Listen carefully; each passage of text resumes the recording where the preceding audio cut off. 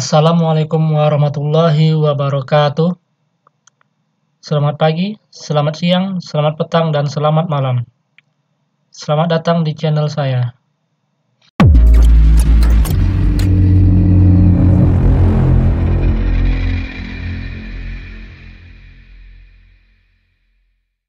Pada video kali ini, saya akan menunjukkan cara melakukan input BKU pada anggaran tahun 2025.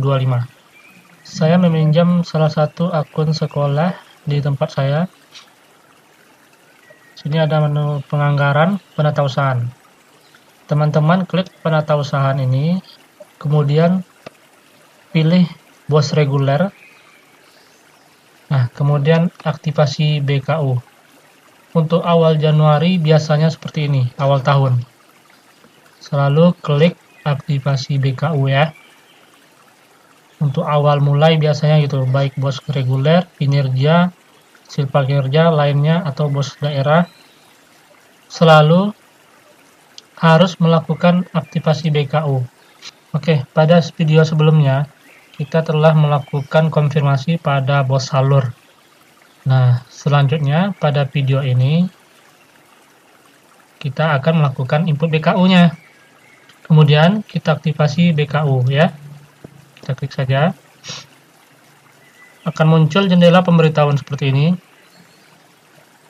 Nah, ini yang kita input di bos salur. Oke, konfirmasi. Aktifkan BKU tahun anggaran 2025. Setelah BKU aktif, tanggal dana diterima dan nominal penerimaan dana tidak bisa dihapus tanpa menghapus BKU. Aktifkan BKU ya. Untuk bendahara pemula di tahun ini, ketika menginput BKU, yang dilakukan pertama kali adalah tambah penerimaan dana. Ya. Di mana duit itu masuk di bulan Januari, klik tambah penerimaan dana. Nah, oh ini sudah ya, sudah tersistem ya. Nah, kalau belum dia ini nggak ada nih. Oke, ini langsung aja tutup. Nanti mungkin di tahap kedua kita harus klik ini ya. Untuk tahap kedua. Tapi karena tadi sudah muncul, ini sudah muncul, nggak perlu lagi ya. Langsung aja tutup. Oke. Pertama sekali yang kita lakukan input BKU yaitu di bulan Januari. Nah, ini kan sudah masuk ya. Perlu diketahui, kita harus melihat buku tabungan. Nah, duit sudah masuk, benar 478.500 pada 21 Januari, kita lihat buku tabungan. Jika ini salah, kita kembali ke bos salur. Kita perbaiki konfirmasinya. Jika kita salah input di bos salur, kita hubungi admin dinas untuk mereset konfirmasi bos salur ya. Atau salah membuat tanggal pada bos salur, kita hubungi admin dinas untuk mereset konfirmasi bos salur. Ini bisa kita ubah di bos salur ya tentunya. Oke, jika benar, kita lihat di buku tabungan tanggal berapa kita menarik uang tahap 1. Contoh ya, klik di sini tarik tunai. Mungkin kita menarik di tanggal 22. Kita pilih tanggal 22. Terus kita masukkan nominal. Ini saldo. Ingat ya yang di atas ini saldo. Saldo ini sama nih. Saldo tersedia. Nah, kita tarik itu misalnya kita menarik uang sekitar 78.500. Tahap 1. Oke, kita simpan. Nah, muncul ya pemberitahuan di sini, Anda telah melakukan tarik tunai 78.500 pada 22 Januari 2025. Di sini muncul non tunai. Non tunai itu adalah uang yang ada di bank. Tunai adalah uang yang kita tarik atau uang kas tangan. Dana tersedia 478.500. Benar kan? 400 tambah 78.500. Benar segini uangnya. Itu selanjutnya klik tambah pembelanjaan. Jika Bapak Ibu belanja dengan Siplah, centang ini ya. Dia akan mencari, muncul datanya di sini. Jika tidak, hilangkan centangnya. Untuk melakukan input BKU, mungkin kita telah melakukan transaksi di tanggal 22. Nah, oke. Masuk ke jenis transaksi. Di sini ada pilihan tunai dan non-tunai. Belanja tunai itu suatu belanja yang kita bayarkan secara cash dengan uang yang ada di tangan kita. Belanja non-tunai itu secara pengertian belanja yang kita transfer. Nah, ada beberapa teman kita salah. Mungkin penyampaian dari beberapa dinas yang juga salah. Contohnya ya, sekolah A belanja Siplah. Ketika dia belanja Siplah, dia melakukan transfer kan. Nah, transfernya ini kalau dia menggunakan duit yang ada di tangan atau saldo kas tunai, lalu kemudian dia transfer, itu bukan belanja non-tunai, itu namanya belanja tunai. Karena dia menggunakan uang tunai, kemudian dia transfer di bank AAA untuk administrasi Siplah. Yang dikatakan belanja non-tunai atau transferan itu terjadi ketika uang bos yang berada di bank itu langsung ditransfer ke tempat Siplah. Contoh, bank Dana Bos itu berada pada bank Triple B. Bank Triple B ini akan melakukan transfer ke bank Triple A. Bank Triple B ini melakukan transfer ke bank Triple A dengan syarat bendahara atau kepala sekolah membuat slip transferan, mengisi slip transfer. Kan kita harus mengisi itu, yang mau tarik, mau yang tunai. Kan ada slip transfer. Kita bikin di situ transfer ke bank Triple A. Nah, transferan antar bank itulah yang dinamakan belanja non-tunai. Ya, sampai sini bisa dimengerti ya teman-teman. Walaupun kita belanja Siplah itu menggunakan transfer, tapi kita pakai duit di tangan, itu namanya belanja tunai. Yang terjadi jika belanja non-tunai itu adalah ketika transferan antara bank Dana Bos ke bank Siplah. Itu belanja non-tunai. Atau mungkin membayar gaji guru atau tenaga administrasi menggunakan jasa bank, transfer dari bank ke bank rekening guru atau administrasi tadi, itu namanya juga belanja non-tunai. Intinya non-tunai itu adalah antar bank dan bank, ya, antara bank Dana Bos dengan bank penerima. Oke, kita lanjut ya. Kita pilih belanja tunai. Kita mau membayar belanja makan minum. Contoh ya, nama tempat kita memesan makan minumnya adalah, jika dia mempunyai NPWP, kita klik, kita ketik ya NPWP-nya ya. Jika tidak punya, kita centang. Nah, lanjut. Nah, di sini ada kegiatan, ada rekening belanja. Teman-teman mungkin ragu atau lupa, jadi teman-teman download dulu RKAS bulan Januari, karena kita input BKU bulan Januari. Oke, kita lihat ya. Nah, ini ada kegiatan, ini rekening belanja. Nah, karena tadi makan minum, kita copy ini boleh.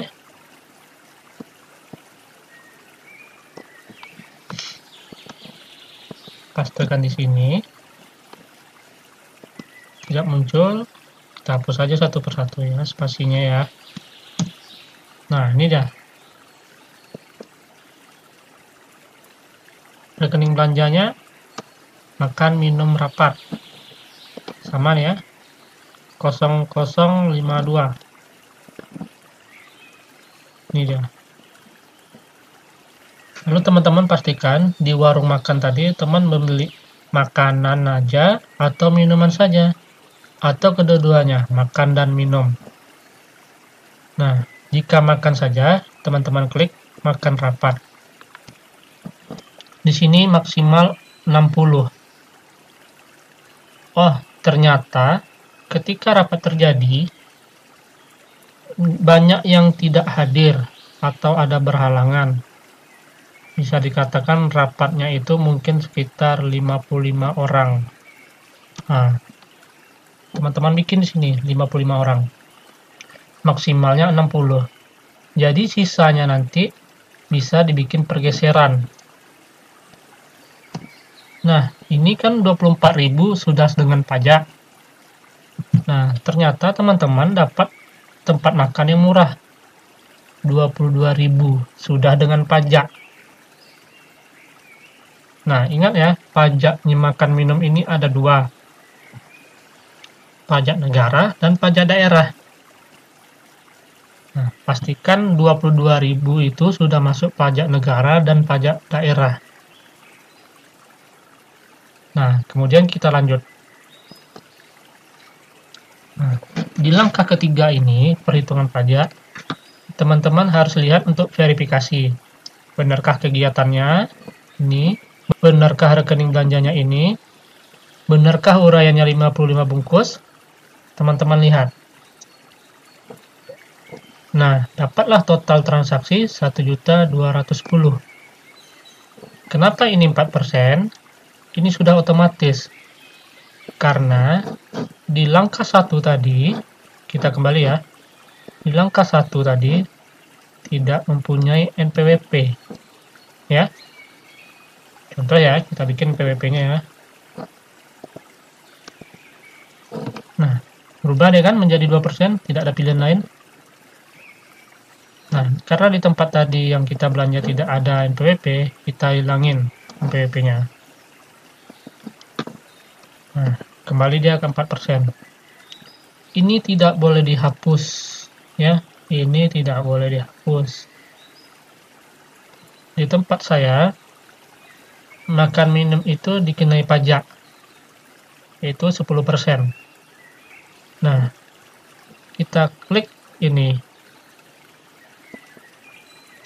pilih pajaknya SSPD. SSPD ini adalah slip setor pajak daerah. Ini muncul ya, pajak daerah yang dipungut penyedia barang atau jasa sebagai pengganti PPN. Kita klik, muncul pajak daerahnya 121.000, 10% dari 1 juta. Nah, makan minum di tempat saya itu kena 2 pajak, pajak negara dan pajak daerah. Dan itu wajib kita klik tanda tambah. Ya, ulangi ya. Wajib klik tanda tambah ini untuk pajak daerah. Pilih pajaknya. Nah, kita simpan. Ya, kita simpan. Muncul dari sini.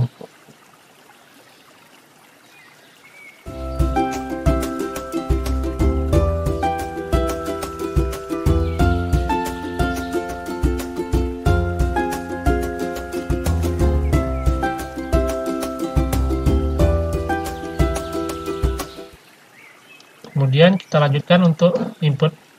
Di sini saya coba menginput ATK. Rekening belanjanya itu dari ATK atau habis pakai itu ada alat tulis kantor, kertas dan cover, bahan cetak dan pengadaan dan bahan komputer. Mungkin teman-teman telah belanja alat tulis kantor. Kita klik saja ini ya. Semuanya mungkin teman belanjakan. Atau mungkin ada salah satu belanja yang tidak dibelanjakan. Jika teman-teman semua belanjakan, klik saja ini, pilih semua uraian. Nah, tapi kembali seperti tadi, jika ternyata mapnya kita beli 20.000, kita ketik 20.000. Mungkin penanya dari 3 menjadi 2, kita ganti 2. Atau stop map jepitnya ini dari 2 menjadi 1, bisa. Sama ya, jika ada yang seperti itu. Atau mungkin map folio kertas tulang ini kita beli 20 dan ternyata harganya lebih murah, 4.500. Nah ya, lanjut, nanti ketemulah jumlahnya ya, kemudian simpan. Ada yang bertanya, Pak, kami belanja siplah. Setelah kami centang siplah, tidak muncul siplahnya di sini. Nah, tidak muncul siplahnya di sini. Ya, caranya kita input manual. Kita input dulu manual. Kita hilangin centangnya. Kita ketik namanya sesuai dengan yang ada di siplahnya. Kita belanja siplah itu mungkin ada kertas dan cover. Ya, sesuai dengan ini mungkin ya harganya. Nah, ini kan kita ceritanya hanya belanja kertas dan cover. Karena kita belanja siplah mungkin ada campur ya. Campur dengan bahan komputer. Kita tambah lagi di sini, tambah kegiatan. Nah, ini tetap sama dengan habis pakai. Sini kita pilih bahan komputer. Nah, pilih semua. Jika kita belanja semua. Nah, biasanya tuh belanja siplah itu ada yang digabungin. Antara ATK-nya kan karena belanja di satu toko, mungkin belanja ATK, kertas komputer, terus bahan komputer. Itu digabungin. Kemudian kita lanjutkan aja. Nah, selesai ya? Belum selesai. Ini langkah ketiga. Inilah hasil tadi. Karena kita belanja siplah, kita klik centang jika belanja siplah ya. Ini wajib kita centang. Disinilah poin pentingnya. Jika di langkah pertama tadi tidak muncul siplahnya, maka di langkah ketiga kita klik centang siplah. Nah, pajaknya muncul kan 12% dan 11%. Kita pastikan di siplah itu muncul berapa persen. Jika muncul 11%, kita pilih 11%. Ya. Nah, dan pastikan pajaknya ini sama totalnya dengan siplah. Jika ini kelebihan, kita kurangi. Jika kekurangan, kita lebihkan. Tapi biasanya sistem itu membaca sama. Intinya, pajak ini ditotal dengan pajak yang di atasnya ini, sama dia dengan yang ada di invoice siplah. Kemudian kita simpan. Nah, nggak muncul dia kan pajak itu di sini. Kalau kita belanja siplah, pajak wajib lapor ini tidak ada, tidak muncul di sini dia. Kalau kita belanja siplah, tidak muncul pajak wajib lapor. Kalau yang seperti tadi di atas, maka minum muncul ya pajak wajib lapor ya. Kenapa tidak muncul? Karena yang wajib lapornya itu adalah penyedia. Yuk kita lihat cetak BKU pembantu pajak. Nah nih belanja siplah PPN. Nah intinya ada transaksi siplah. Di buku pembantu pajak dia wajib muncul. Karena buku pembantu pajak, semua pajak harus terdata di sini. baik dia itu siplah ataupun tidak siplah, baik dia SSPD ataupun tidak. Nih, kayak gini kan konsumsi muncul nih 48.400 dan ini slip store pajak daerah. Anggaplah bulan Januari sudah teman-teman input semuanya ya di sini ya. Tapi ternyata teman-teman salah melakukan tarik tunai. Karena ketika teman-teman teliti, ternyata 73.500.000. Karena angka 3 itu hampir mirip ke angka 8. Waduh, ini kacau kan? Teman-teman udah ngisi semua, udah habis, udah mau tutup buku. Atau udah tutup buku. Tapi anggaplah belum tutup buku ya. Aduh, gimana nih? Apakah kita harus hapus ini? Jangan. Teman-teman cukup lakukan trik ini. Ini kan pada tarik tunai, teman-teman klik titik 3 di sini. Edit. Nah, teman-teman bikin sini 73.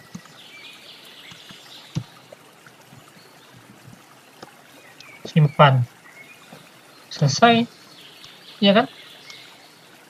Kemudian baru tutup DKU.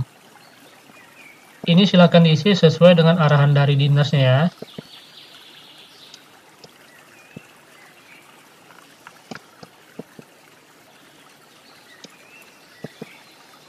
Ketika teman-teman tutup BKU, itu berarti Arkas sedang mengirim BKU-nya ke aplikasi dinas. Nah, itu mengirim itu tidak perlu persetujuan. Rutin aja teman-teman cek status pengajuan. Ya, berapa menit sekali lah. Nah, nih. Tutup. Oke. Nah, di sini ada merah bukti pajak. Pajak wajib lapor katanya kan. Yang merah ini. Sebelah tadi nggak muncul ya. Sebelah tadi nggak muncul. Nah, kita klik titik 3 ini, lapor pajak. Kita tengok, kita kapan membayar pajaknya, mungkin di tanggal 30 Januari, masukkan kode NTPN-nya. Nah, di sini kan yang dibayarkan hanya 48.400. Yang 121.000 ini, teman-teman lapornya ke dinas atau tempat pajak ini dipungut bahwa sekolah telah membayar. Klik simpan nanti. Nah, selesai. Ternyata teman-teman ada lupa input belanja atau salah input belanja. Nah, teman-teman klik hapus BKU. Kemudian lanjutkan. Bikin alasannya. Terlupa input belanja lain. Kirim pengajuan. Nah, pengiriman pengajuan hapus BKU ini butuh hari, butuh pengecekan. Kalau mau cepat, hubungi admin dinasnya. Tutup. Kalau admin dinasnya on time, online, biasanya langsung dikonfirmasi. Teman-teman cek status pengajuan. Nah, kalau masih belum, teman-teman sabar aja menunggu atau hubungi admin dinasnya.